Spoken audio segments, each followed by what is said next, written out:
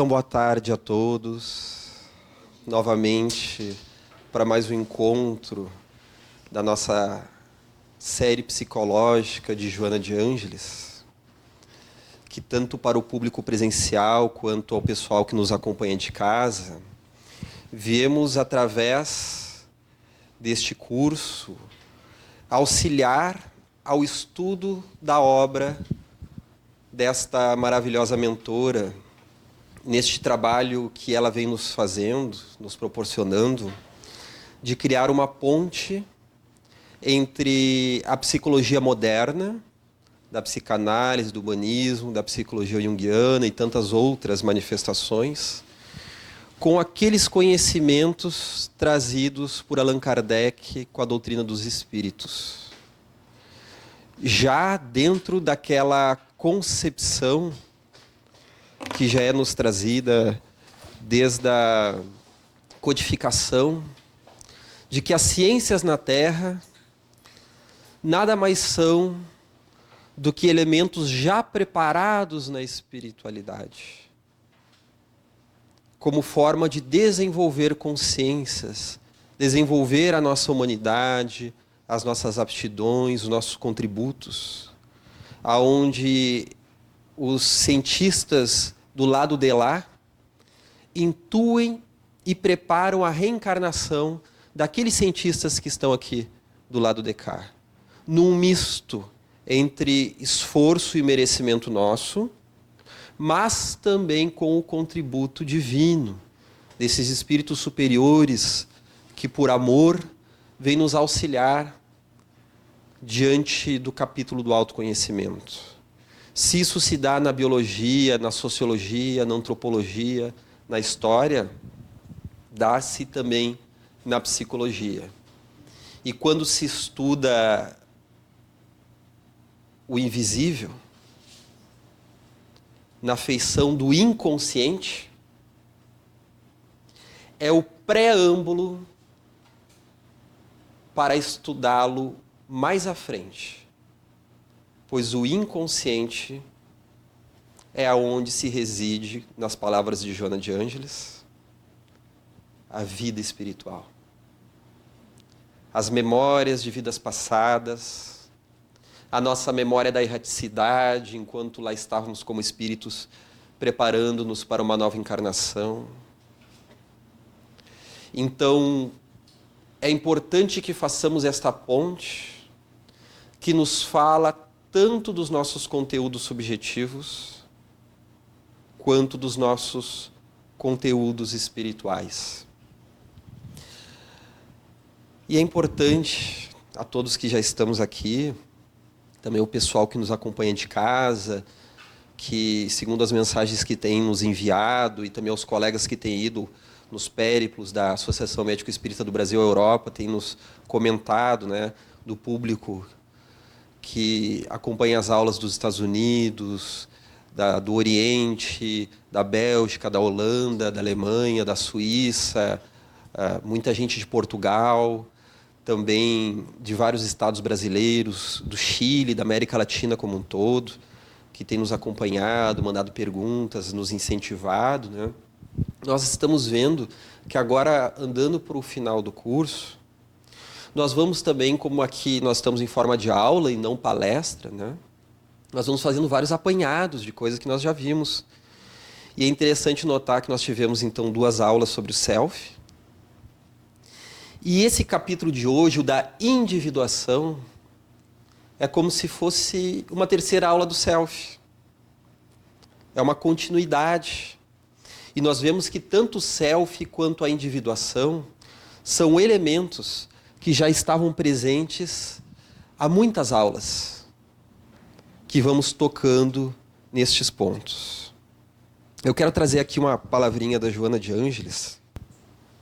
A busca da individuação, segundo Joana de Ângeles, constitui o grande desafio existencial, especialmente para aqueles que conduzem as pesadas cargas procedentes das reencarnações passadas, que desencadeiam conflitos e tormentos que necessitam de conveniente psicoterapia. a fim de serem superados, já que esses fatores ultrapassam os conhecidos conteúdos responsáveis pelos transtornos neuróticos e psicóticos.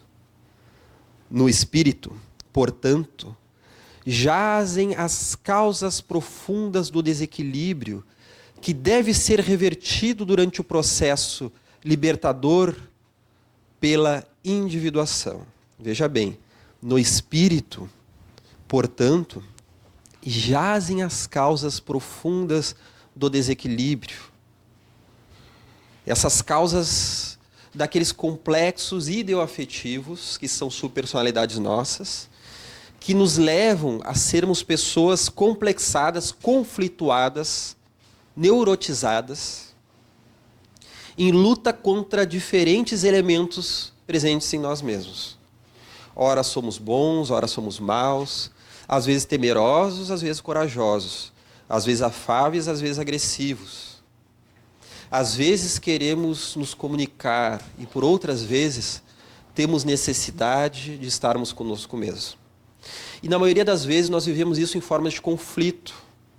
Nós não sabemos ainda, quanto humanidade, dedicarmos-nos e nos esforçarmos sem a competição esmagadora. Nós não sabemos diferenciar uma coisa da outra. Está tudo misturado. Não sabemos cuidar de filhos, amigos e de relacionamento sem cairmos nas armadilhas do ciúmes patológico, que é uma forma de preservação, porém adoentada. Nós não descolamos ainda uma coisa da outra. Então é por isso que ela fala que no espírito, portanto, jazem as causas profundas do desequilíbrio, esses complexos que ainda não foram integrados, essas subpartes, subcapítulos da nossa personalidade, da nossa psique, e que deve ser revertido durante o processo libertador pela individuação. Então, quando falamos de individuação, o que nos vem à mente? O que é individuação? Não é trabalhar o nosso self. Nosso self é o nosso eu interior, não é? Então, trabalhar o nosso self, deixar que ele se manifeste. As sombras. Como? Tudo. Trabalhar os complexos e as sombras, não é? E tudo mais que nos influenciam, assim, até psicologicamente também. E durante a vida também a gente sabe que tem as vicissitudes da vida, né, que todo mundo tem que passar. E é nesse momento que nós vamos, como é que eu vou dizer, testar a nossa individuação, a nossa força, a nossa coragem para poder enfrentar isso aí. É um processo, justamente, né, iniciado pelo nosso inconsciente. Então, ele tem um start natural, porque toda a vida humana é chamada para esse instinto psíquico, não é um instinto fisiológico. Então, vamos usar emprestada a palavra instinto, né? Tal qual um instinto psíquico, movido pelo nosso self, o arquétipo central. Porque Jung já falava, assim como os instintos estão para o corpo, os arquétipos estão para a psique, para o nosso mundo mental. Então, nós temos um chamado arquetípico que dá início a esse processo de integração da personalidade, que pode ocorrer ou não, justamente como a colega falou, obrigado, levando a lidar com a sombra, a lidar com os complexos, a fim de nós podermos sublimá-los, acoplá-los, redimi-los, não mais como complexos, então, partes cindidas, separadas, mas integradas no nosso eu, na nossa consciência, porque nós não eliminamos o complexo, nós redimimos ele, como nós já víamos falando há muitas aulas. Até de acordo com o que ela falou, eu ia dizer que seria reunir essas partes todas, né, esses fragmentos, o que vai ser orquestrado pelo próprio self, das situações vindo para a gente tentar ter inicialmente uma noção delas e poder fazer com que tudo colabore para esse arranjo harmônico, né, até chegar à totalidade. Isso, reunir essas capacidades, né? Eu comentei, eu acho que foi no curso Homem em Conflito, que é um dos outros cursos que nós temos na TV Américas, todos fazendo parte da Joana de Ângeles, né? Desse estudo de Joana de Ângeles, que o espírito é a maquinária mais ecológica que existe, né? Nada vai fora. Os nossos maiores lixos são transformados em tesouro. Por isso aquela linguagem alquímica, do ouro alquímico, que transforma materiais menos nobres em ouro. Claro que naquele período da pré-química, havia aqueles alquimistas que levavam isso ao literal e tentavam fazer ouro de verdade. Existiam aqueles que, na verdade, faziam um caminho interior, e esse é resgatado pela psicologia, de entender que aquelas eram metáforas alquímicas de transformação do eu, do nosso ser. Não é? Então, nós vamos agora passar um videozinho que vai nos auxiliar um pouco com o nosso conteúdo, né? Oh, the drums are so mournful, my dear, oh my love, as my thoughts. Não precisa se apegar à letra da música, mas mais à imagem. Where are the eyes I beheld with my own on that long ago lazy day?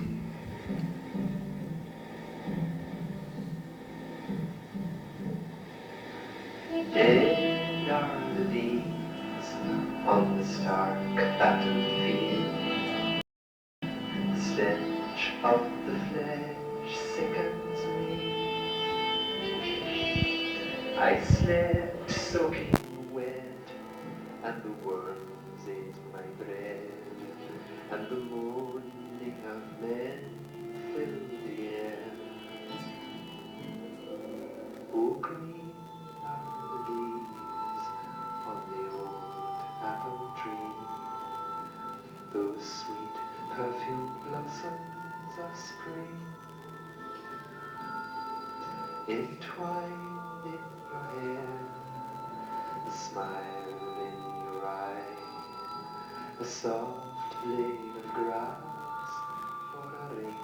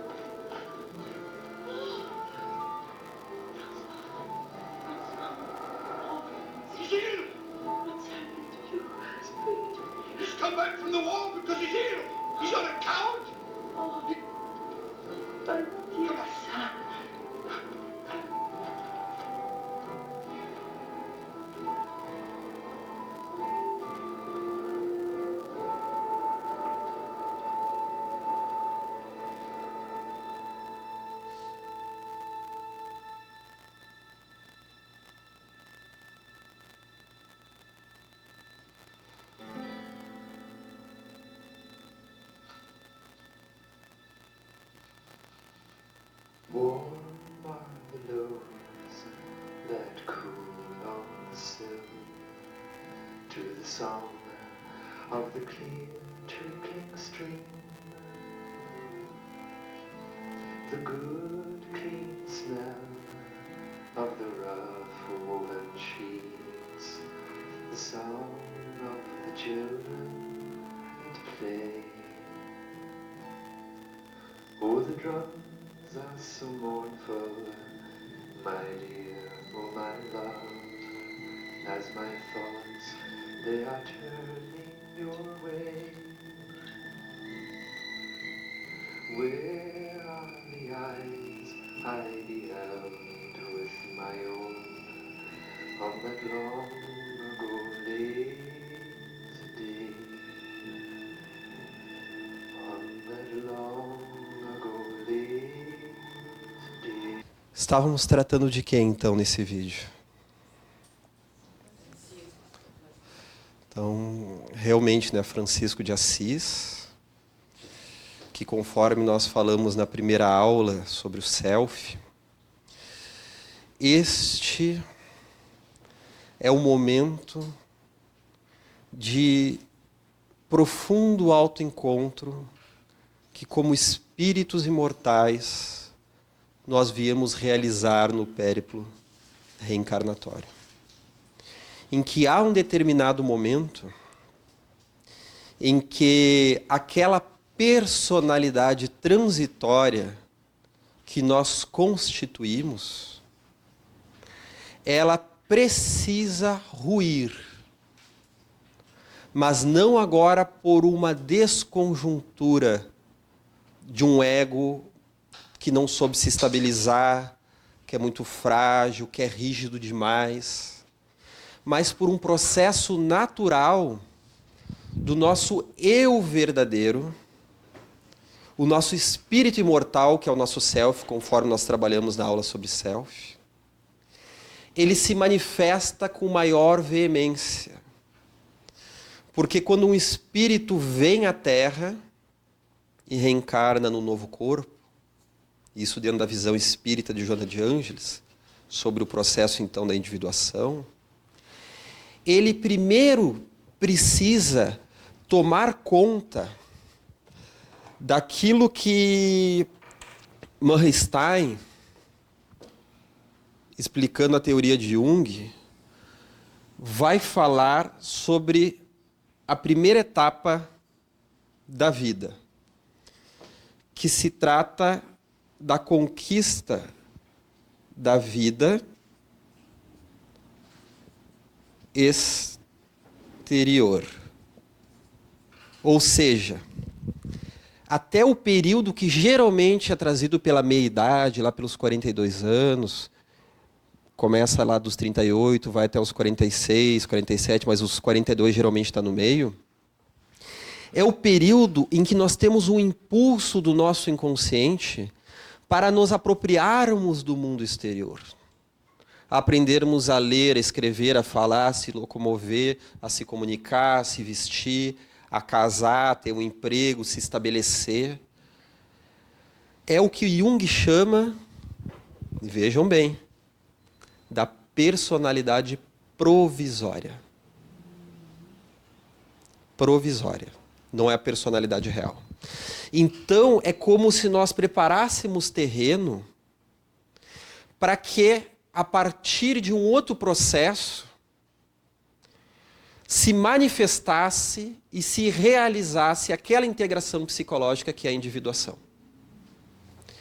Que se der certo, se nós conseguirmos levar a fundo esse processo que é suado, que é uma transformação alquímica profunda, e que nós viemos reencarnados para isso, é aquele alvo que o nosso espírito lá na espiritualidade pensou, eu vou passar por tudo aquilo, mas eu quero desenvolver esta consciência encarnado. Nós então rumaremos para a vida interior. Então, é o momento que há uma grande crise. E a grande maioria das pessoas, infelizmente, neste momento, se desorganiza. Porque não soube cultivar, muitas das vezes, em muitos casos, não em todos, mas em muitos casos, a vida interior antes. Era só a vida externa, nós somos os campeões do mundo. Os chefes, os campeões. Somos os que se colocam melhor, os que competem.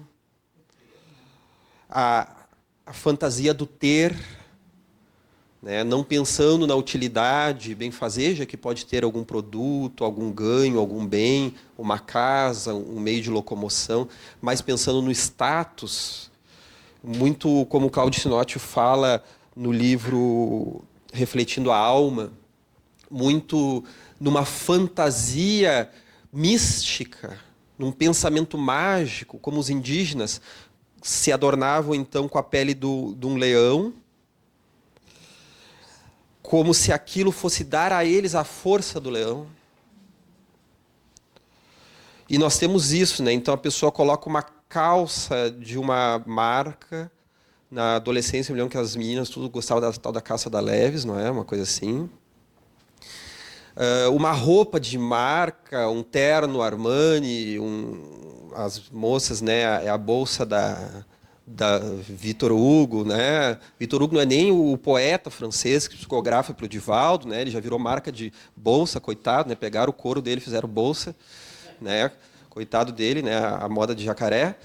Então parece assim que aquilo, tu ter o iPhone, o celular da moda, claro que são vivências que a gente pode ter, pode usar roupa, não tem problema, não precisa não tapar aí, né, a marca da roupa, não tem problema, né? Mas há uma fantasia de que aquilo vai me tornar uma pessoa melhor, num pensamento mágico de que a admiração coletiva dada à marca vai estar impregnada em mim e as pessoas vão me admirar.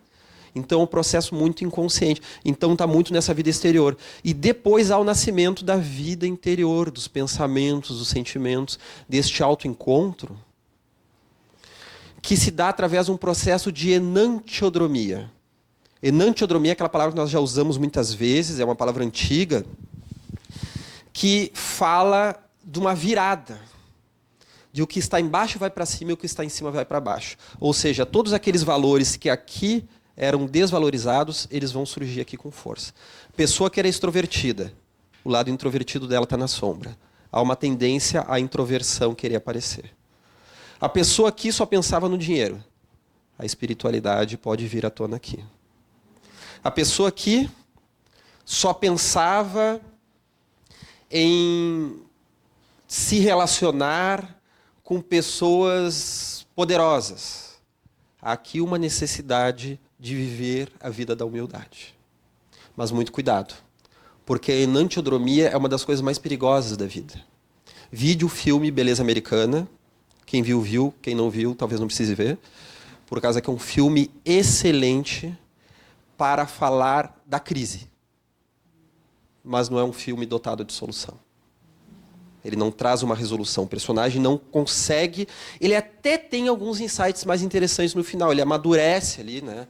Na hora que aquele personagem que ele abandona então o emprego dele, que ganha bem, o casamento está em crise, está tudo difícil, e ele quer voltar a ser o adolescente que ele era, fritar batata frita, né? Fumar maconha, andar no carrão esportivo, e ele quer ali ter uma relação sexual com uma adolescente, amiga da sua filha, e ele vive então o garotão que ele deixou no passado, que foi para a sombra dele.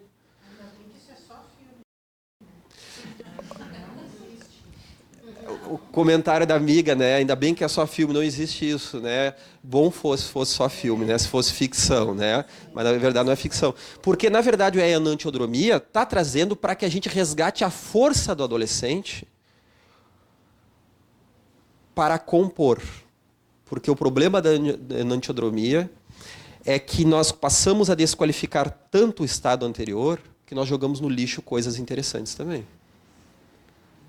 Então, a ideia da enantiodromia é que novos valores venham à tona para haver uma síntese entre o ser que nós fomos ontem e o que está querendo se apresentar. O perigoso é ficar só num ou ficar só no outro, não é? E isso não tem a ver com a coisa do não fechamento de ciclos, porque a gente tem muita dificuldade de ir fechando os ciclos. Não que seja um fechamento hermético, que eu acho que tudo para nós tem um ir e voltar. Mas existe um determinado fechamento de ciclo que tu faça. O que se vê, o que eu, pelo menos, assim, às vezes vejo, é um não fechamento de ciclo. Então, eu vou ficando adolescente toda uma vida, eu vou ficando criança toda uma vida, eu continuo com os mesmos padrões de comportamento, não fecho nunca nenhum ciclo, né? Isso é uma luta terrível contra si mesmo. Contra o processo que o inconsciente vai imprimindo de transformação, não é?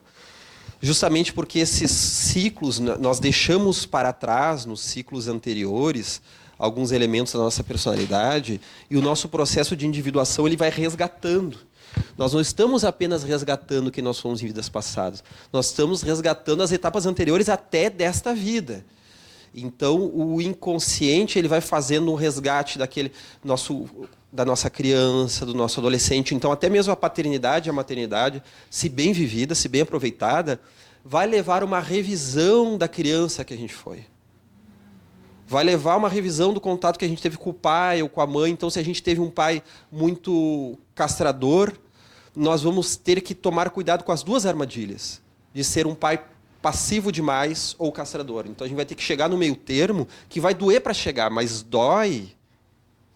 mas dói porque é meritório, vai trazendo um prazer, porque nós vamos fechando, nós vamos nos renovando, nos equilibrando, não é?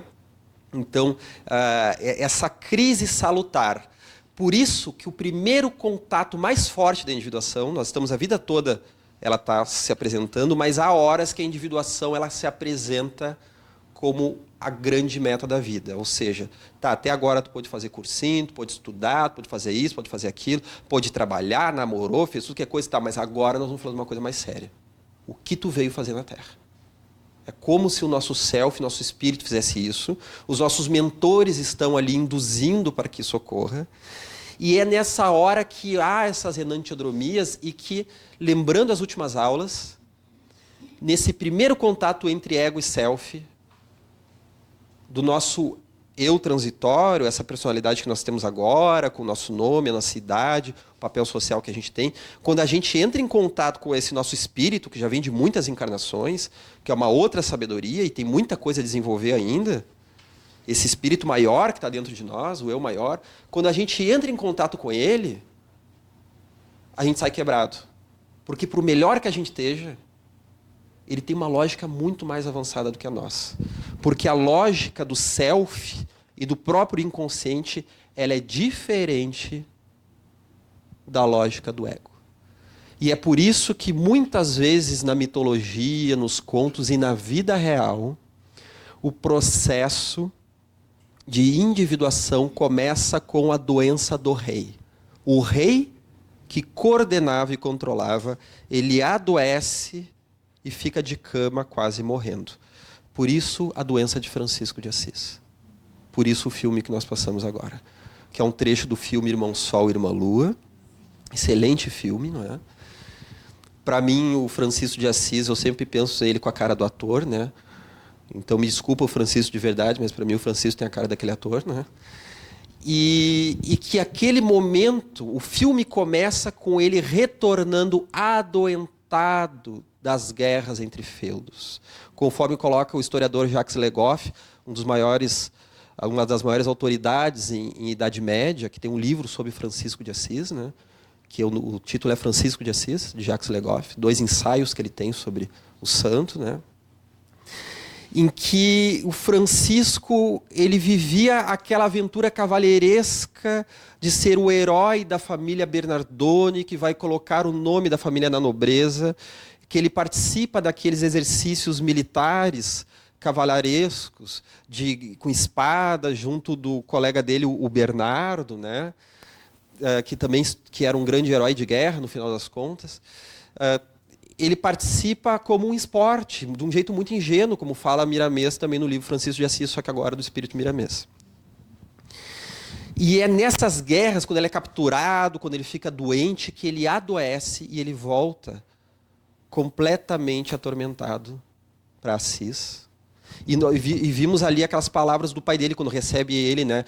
Ele está doente, ele não fugiu, ele não é um covarde, ele não é um desertor, ele está doente, vocês estão vendo, ele não tem ninguém olhando para a janela, mas eles estão lá, tem uma que outra pessoa olhando, mas ele já está lá querendo defender o título da família porque era covardia, então ele parou de desempenhar o papel social dele, momentaneamente, aquele papel inicial que ele tinha na sociedade, para arrumar para um autoencontro, porque é naquele momento que quebra a personalidade do jovem Francisco e o espírito que era do apóstolo João, se manifesta com toda a sua mediunidade, com toda a sua capacidade espiritual, que nem falamos há 2 aulas atrás, não é? E já falamos em várias aulas sobre isso, né? Para arrumar para aquilo que ele veio fazer nessa encarnação. E ele fica alguns meses, ele fica um tempo ali, quase como no estado de esquizofrenia. Semelhante a uma esquizofrenia. Ele começa a sentir a vibração dos pensamentos dos animais, que é a forma com que ele se comunicava, não é? A vibração dos encarnados, dos desencarnados, e ele começa a ter outros valores em que ele não abandona o amor aos pais dele, mas ele vai rumar não para realizar o que a família e a sociedade esperava dele, mas para aquilo que a divindade esperava dele. O papel social que ele tinha de verdade. Ou seja, ele ruma para o inconsciente, para depois retornar para a sociedade. Este adoecimento psíquico. Então, nós vamos ver que isso se dá na vida de muitas pessoas. Nós temos, por exemplo, professores universitários que, de repente, quebram o seu modo de lidar com os conteúdos e vão, às vezes, buscar, é muito comum isso, buscar a espiritualidade. E eles veem, tá, mas tudo que eu falava lá em sociologia, em história, em economia, pá, mas aquilo não tem mais valor. Na verdade, tem um outro valor, dá para chegar numa nova interpretação. Mas primeiro ele relativiza, joga fora aqueles valores iniciais para ver outros valores de alma. Um acréscimo, né? Isso mesmo. Até para chegar assim, não, mas espera aí, eu estou aqui querendo ser o herói do currículo Lattes, mas e a minha família, e meu filho, e a minha mediunidade, e a minha meditação? São apenas alguns exemplos. Ou, às vezes, a minha musicalidade, o meu lado artístico, o meu contato com a natureza. Então, para depois poder reinterpretar isso aqui e aproveitar de uma nova forma, né? O perigo da enantiodromia é jogar fora ou um lado ou um outro. Então, por isso, há a figura do ego que sai doente, né? Então, nós vemos assim, vamos lá para, voltando às noções básicas de individuação. Conforme nós já estamos vendo há muitas aulas, talvez alguém esteja de casa acompanhando agora pela primeira vez, né? A individuação não se trata de individualismo, mas de integração do eu, de tornarmos-nos seres únicos, não divididos. Ou seja, um ser único, não complexado, dentro daquilo que falamos no início da aula. Às vezes somos muito agressivos, às vezes muito pacíficos. Há uma série de personalidades dentro de nós. As pessoas que sofrem de uma psicose e de uma esquizofrenia de múltiplas personalidades, nada mais são do que uma forma mais concreta e literal do que todos nós, até mesmo naquilo que poderíamos chamar, talvez, entre aspas, de normalidade, todos temos. Temos muitos seres dentro de nós. E a individuação é aquele processo que em cada vida nós integramos um pouco mais da nossa personalidade. Cada vida a gente passa por uma individuação. Para nos tornarmos seres únicos e não cindidos. Cindidos vem, então, do termo diabolos, que é cindido. E aí veio toda a história do diabo, né? Então, não somos mais seres cindidos. Então, vamos para vários conceitos aqui de individuação. O conceito principal e básico é a integração do eu, integração do ser que eu sou, de múltiplas facetas. Eu vou fazer que essas facetas trabalhem em conjunto. Vamos lembrar de Joana de Ângeles falando de Jesus integrando o seu ânimos e a sua ânima, que ele era firme e amoroso.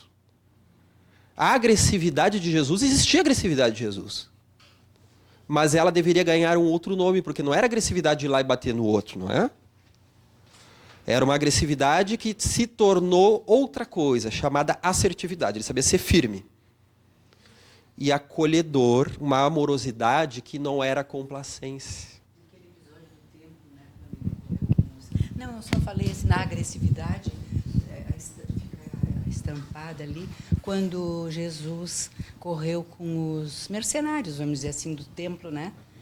Ali ele, não sei, de acordo com alguns escritos, né, que ele teria realmente, com um laço, tentado bater em alguns e correr com aqueles que faziam o mercado ali, né, e que ele disse que eles vieram como que usurpar, não tanto, mas ofender o templo, que o templo não era para aquilo. Ali ele talvez tenha sido um pouco agressivo. Ali ele foi assertivo, né? Ele foi assertivo, né? Num ar assim, até parecia agressividade, mas na verdade ele foi muito assertivo. Também quando ele falava assim, sepulcros caiados por fora, mas cheios de podridão por dentro, ele precisava ser marcante, peremptório, definir diretamente para que não houvesse confusão. Então ele tinha essa assertividade. Eu lembro da primeira vez que eu fui como doutrinador acho que foi lá por 2011, doutrinar um espírito, né? E na época eu era vice-dirigente do grupo, depois o grupo que eu assumi depois a dirigência, né? E o colega que era dirigente, que foi me ensinando, o primeiro espírito que se manifestou, estava agressivo, tudo, e falando, que eu vim fazer isso. Eu, calma, meu irmão, fui todo amoroso com ele. O colega chegou e disse assim, peraí, presta atenção. Esse espírito é agressivo. Se tu tratar ele com a imantação vibratória que tu está fazendo nele, ele vai prejudicar o grupo e a ti mesmo. Fala com mais firmeza. Então, desde já eu já fui trabalhando aquela questão assim, de falar com amor a ele e dizer, não, mas espera aí, mas tu estás aqui, tu estás equivocado por tal e tal coisa que tu fizeste, a espiritualidade vai complementando, eles vão nos trazendo a intuição, né? Por tal e tal coisa que tu fizeste, tu está aqui, mas eu estou sendo segurado, tá sendo segurado, só está doendo porque tu está querendo te mexer, porque quem está te segurando também está te protegendo. Esses guardiões espirituais aqui do grupo mediúnico, veja só, né? Ó, sincronicidade. Não precisa cortar isso aí. Os guardiões espirituais, né, do grupo mediúnico estão segurando ele para que ele não venha causar transtorno para os outros e para ele também. Então era necessário naquela hora eu ser um pouco mais firme. Né? Então, como a gente tem que trazer essa firmeza com amor? Então, às vezes, a gente precisa amar para ser firme com os nossos filhos também e proteger eles das dificuldades que eles carregam. A gente, como pais, tem o trabalho de ajudar os nossos filhos a combater as suas más tendências e a desenvolver as suas boas tendências. É eles que vão fazer esse trabalho, não é nós. Mas nós vamos, dentro das nossas possibilidades e no nosso esforço benéfico, buscar propiciar os recursos para isso. Desde o que a gente ensina e desde o que a gente faz com os nossos recursos. Porque às vezes a gente ensina certo, fala certo, mas faz errado. Né? E a gente não faz a nossa individuação. Isso é uma grande mensagem tormentosa aos filhos. Nós não rumarmos para a nossa individuação.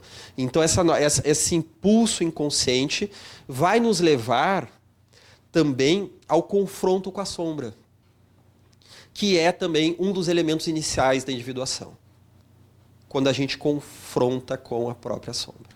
Aquilo que eu já comentei em outros momentos, né? Aquela passagem do Luke Skywalker, quando ele vai dentro da caverna, o mestre Yoda, que representa ali um pouco a figura do self, do velho sábio, indica que ele adentre naquela caverna. Quando ele sente uma energia tão negativa, ele pergunta assim, mas a força é negativa ali, o que tem lá dentro?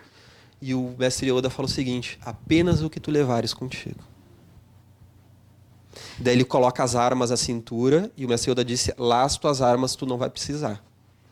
Mas sabe como é que é, né? Cachorro picar de cobra tem medo até de linguiça. Então ele coloca ali a arma na cintura, né? O lightsaber, né? A espada de luz lá, vai junto, né?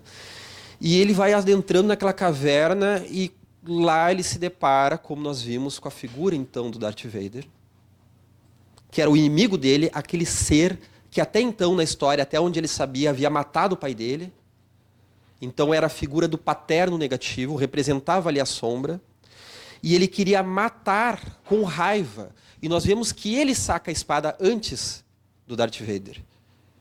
E o Darth Vader saca depois, como uma resposta ao ato dele. E eles lutam, ele decepa a cabeça do inimigo, do Darth Vader, e quando cai no chão, o capacete estoura, e quando estoura, ele vê o rosto dele.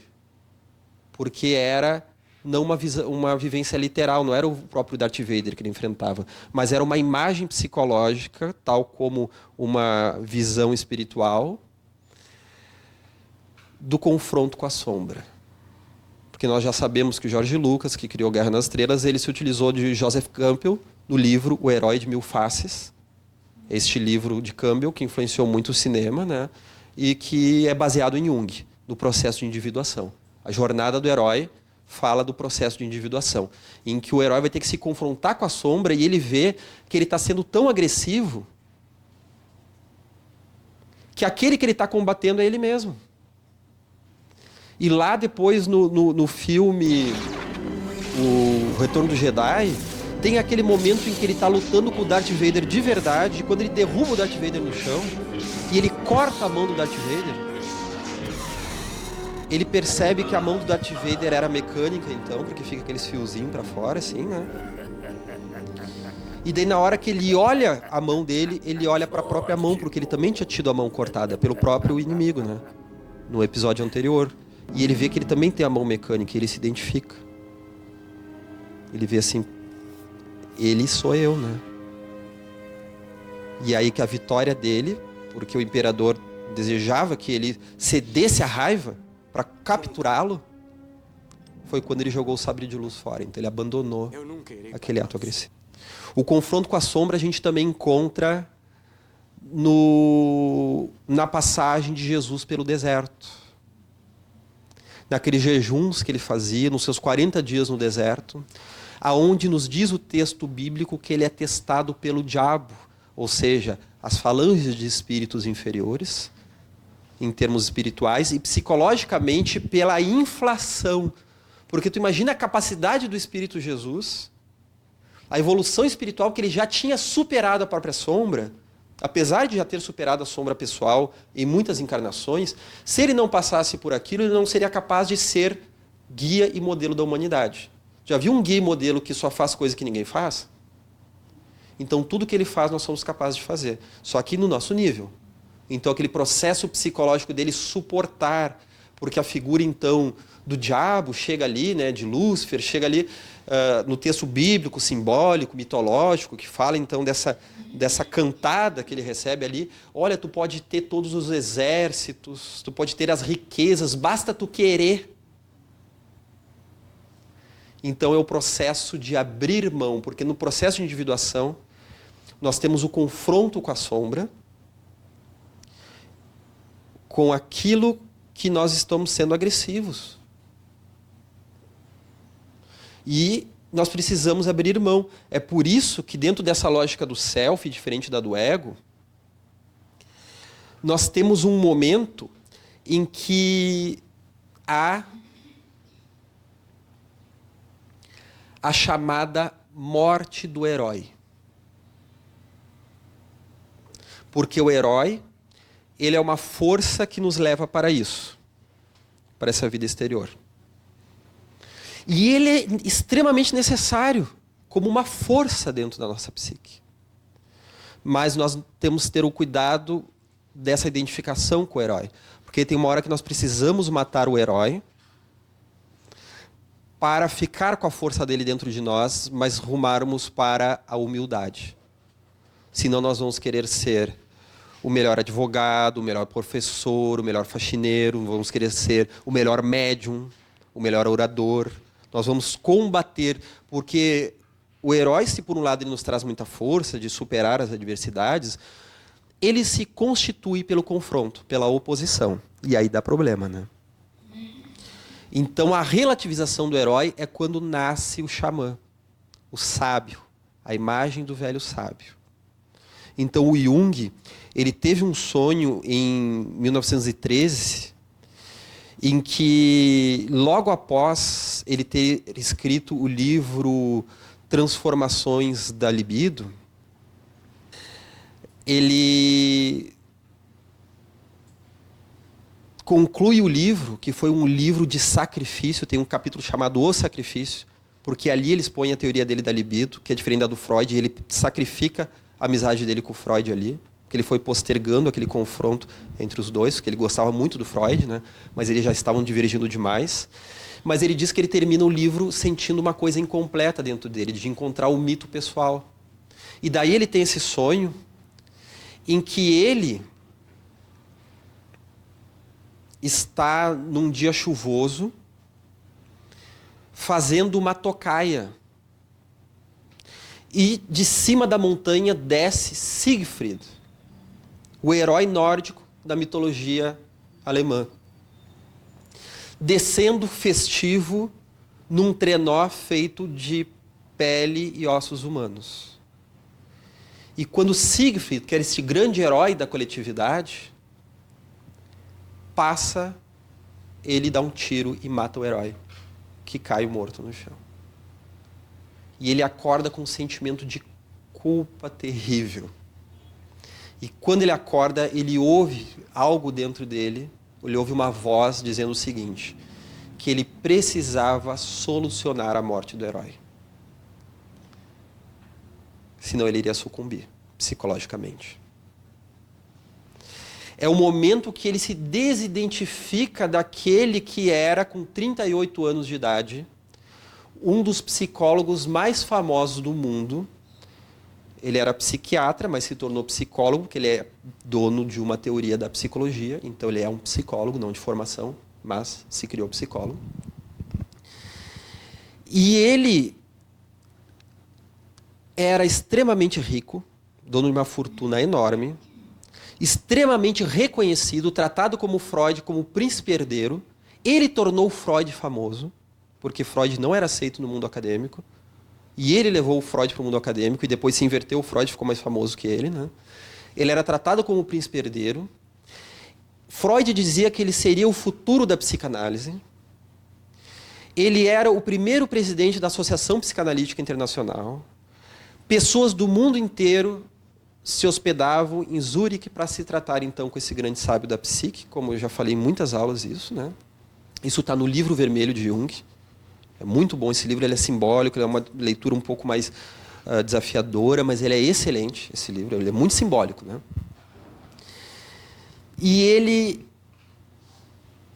que também lecionava na Universidade Politécnica de Zurique, almoçava com Einstein, que era um dos seus amigos, e era a turminha básica, né? Era só a turminha dele, né? Ele já era tratado como um dos grandes pensadores do século XX. Para ele, tudo perde o valor. Perde o valor. Não tem mais sentido.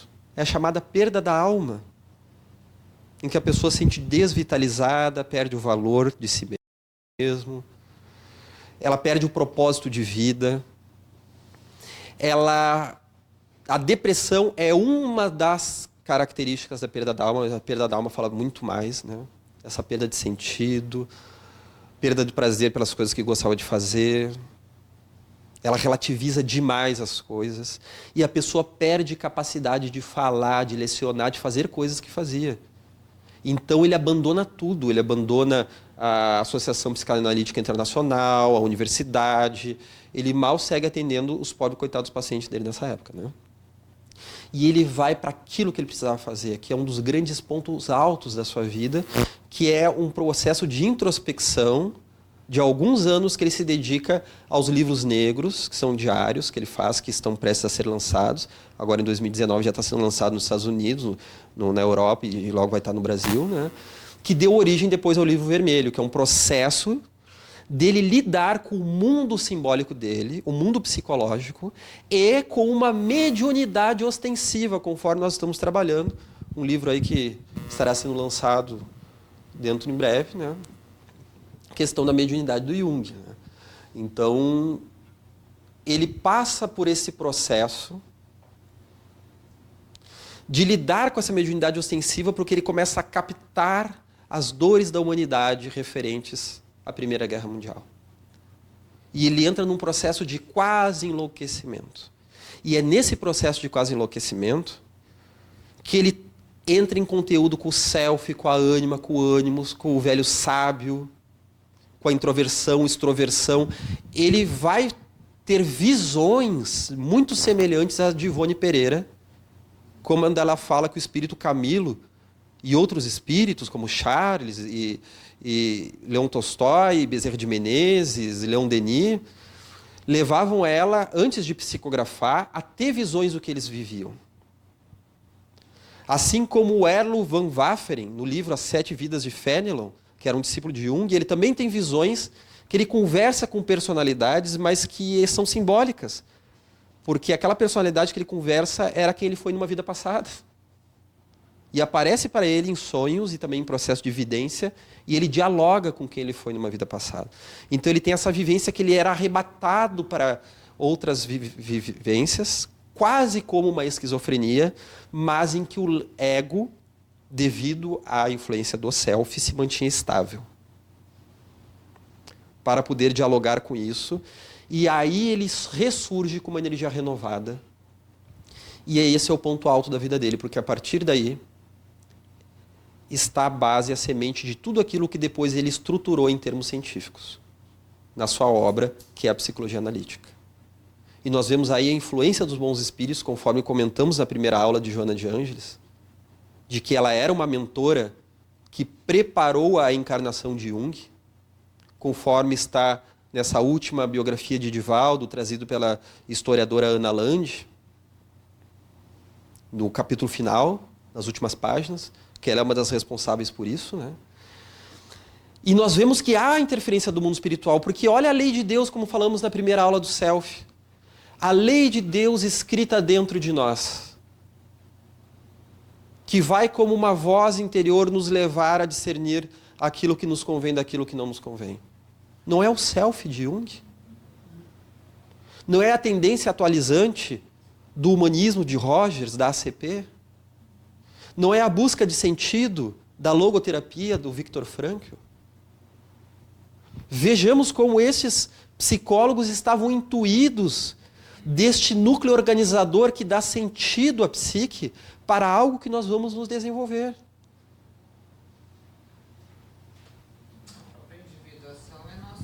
A própria individuação é a nossa reforma moral, transformação moral, né?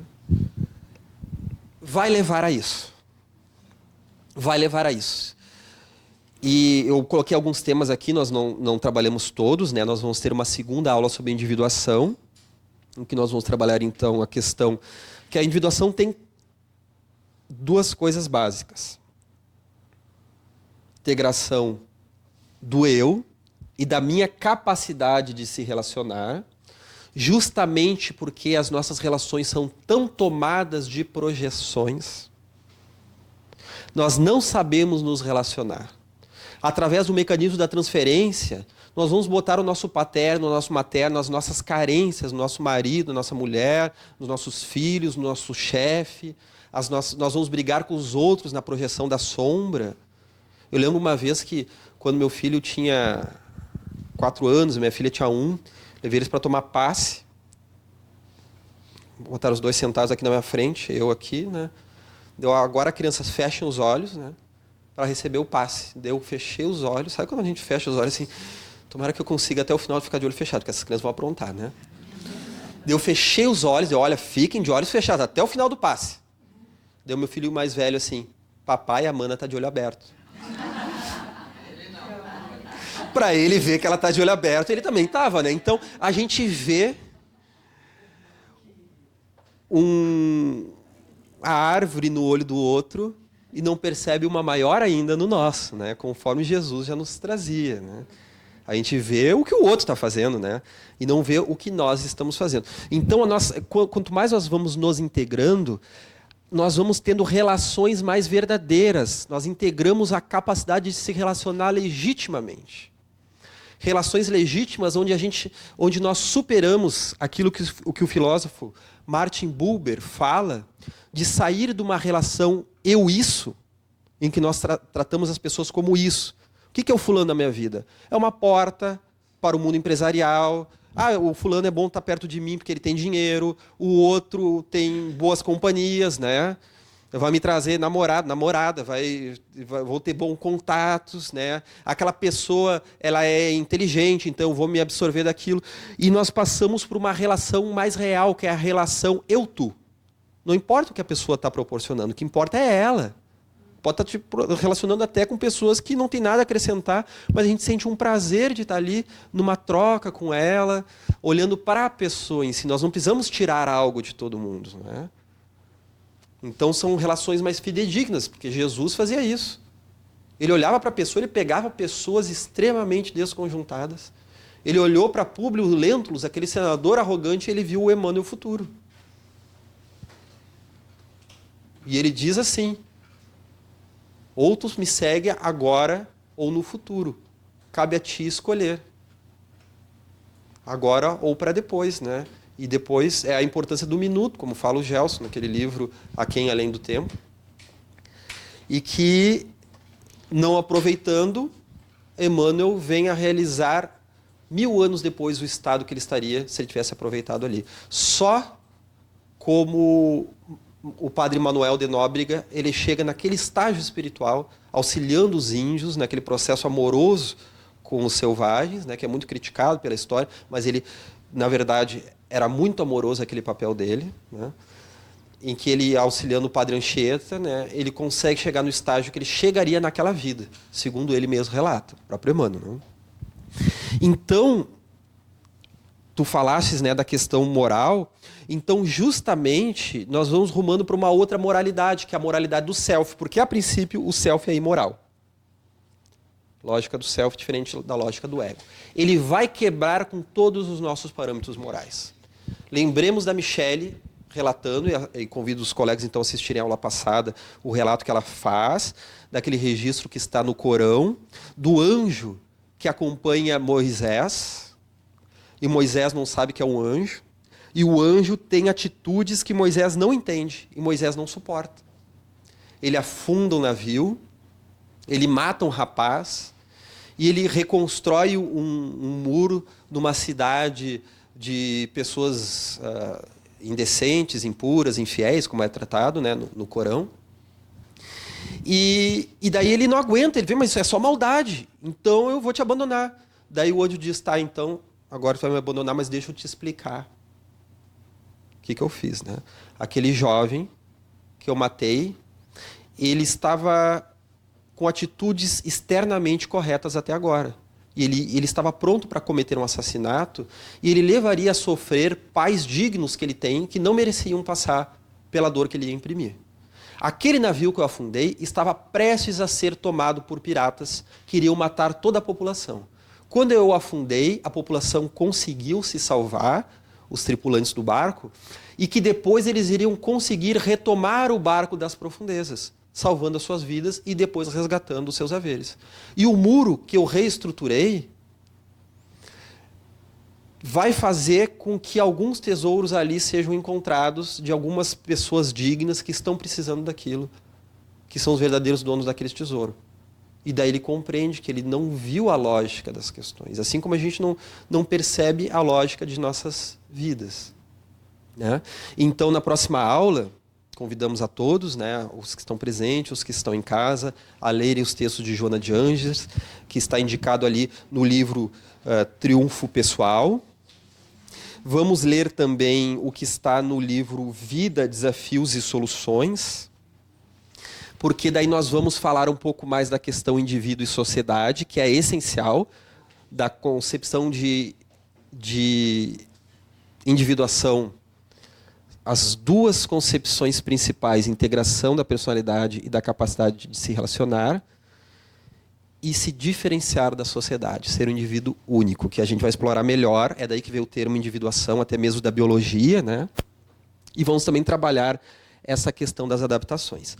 Mas eu quero, então, finalizar com uma frase de Joana de Ângeles, para que a gente pense durante uma semana sobre essa frase. Vai ser pouco, né? Tema de casa. 2 semanas, né? Porque nós vamos ter o feriado. Então, a próxima aula, né, vai ao ar. Nós vamos ter um feriado, né? Nós estamos gravando no dia 8, então a nossa próxima aula vai cair justamente, iria cair no feriado. Então, quem está assistindo a nossa aula no feriado, na sexta-feira, vai ter um hiato aí de postagens, né? Vamos colocar então outros materiais interessantes também na sexta-feira. Mas vamos finalizar com essa colocação de Joana no livro Vida, Desafios e Soluções. A psique humana, que se constrói como resultado dos símbolos universais existentes, dilata-se na individuação, que aguarda ser alcançada por todos os seres pensantes. Por outro lado, meta da reencarnação. A conquista do si, a elevação do espírito pairando sobre os destroços das experiências malogradas, transformadas em edificações de paz. Ou seja, para o espírito Joana de Ângeles, aquilo que os psicólogos chamam de integração da personalidade, de individuação, é a verdadeira meta da reencarnação. Então, meus amigos, até a próxima aula. Lembrando aos colegas de casa que deixamos a sugestão de inscreverem-se no canal, acionem o sininho para receber as notificações e receber a próxima aula, assim como cursos, workshops, palestras da Associação Médico Espírita do Rio Grande do Sul. Até lá!